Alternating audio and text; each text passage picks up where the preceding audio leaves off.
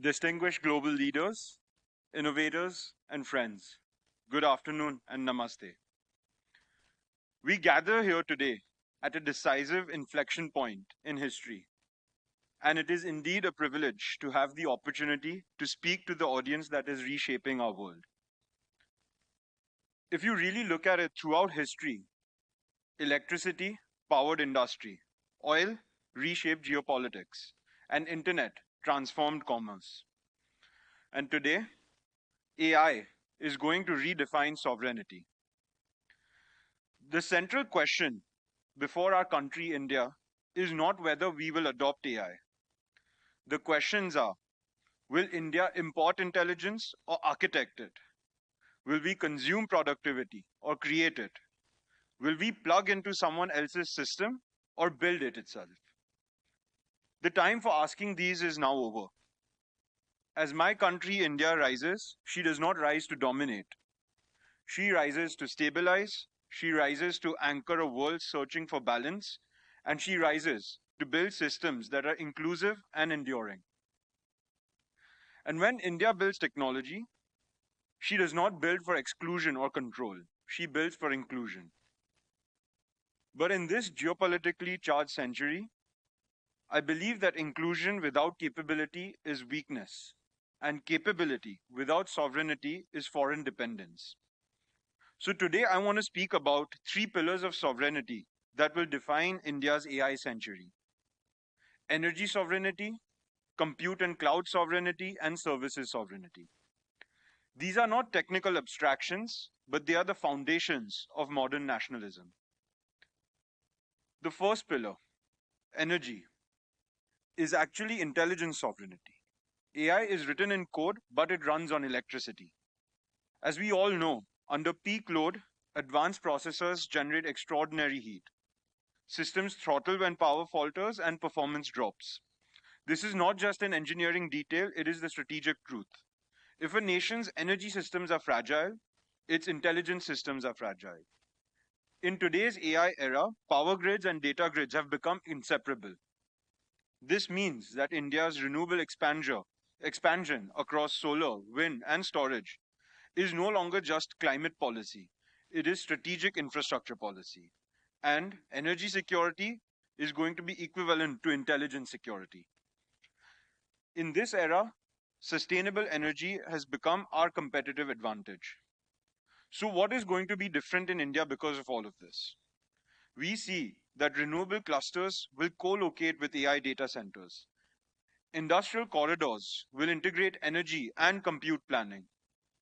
Storage and grid stability will become national priorities. The second pillar, compute and cloud sovereignty.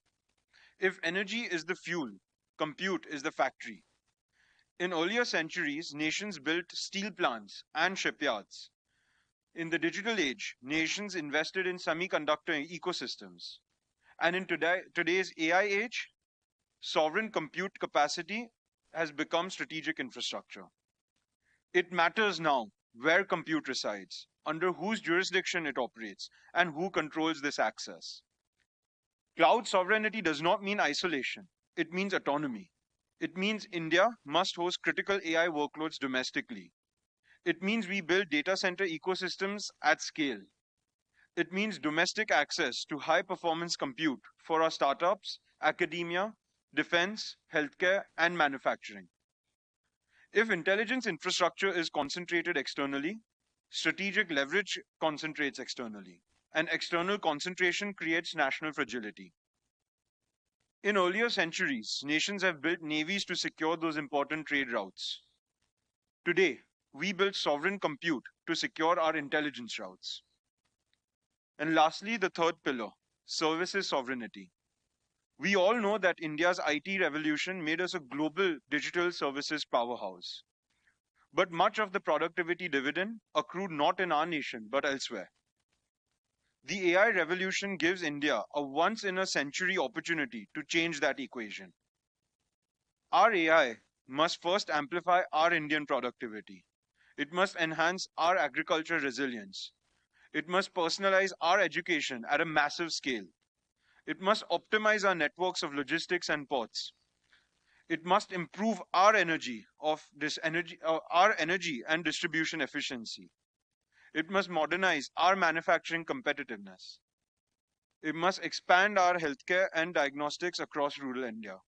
It must deepen our financial inclusion across tier 2 and 3 towns and villages.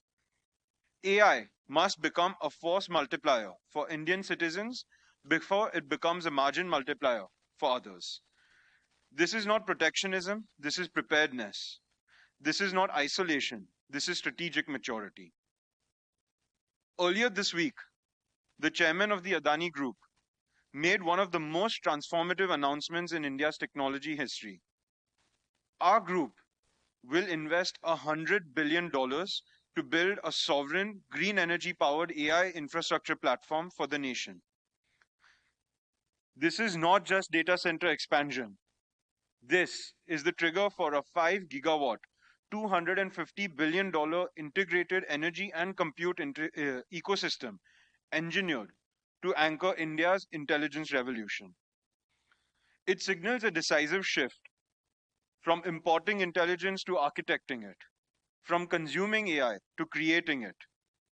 By integrating renewable energy, grid resilience, and hyperscale compute into a unified architecture, this commitment ensures that India's AI future is not only powered, but secured, sovereign, and built at a national scale. I stand here today as a citizen of the new India. I belong to a generation that did not have to fight for freedom. We received it as a gift secured by sacrifice. But history does not reward inheritance. It rewards guardianship. So today our responsibility is to strengthen it, to secure it, to defend it. This is modern nationalism at its highest form. We must focus on capability over rhetoric, resilience over vulnerability, execution over entitlement. The question is no longer whether India will participate in the AI century. The question is whether the AI century will carry India's imprint in its infrastructure, with her intelligence, with her standards, and most importantly, her values. I believe deeply and without hesitation that she will. Because when India rises, she does not rise to dominate. She rises to stabilize, she rises to build, and she rises to include. And this century will remember that. Thank you, and Jai Hind.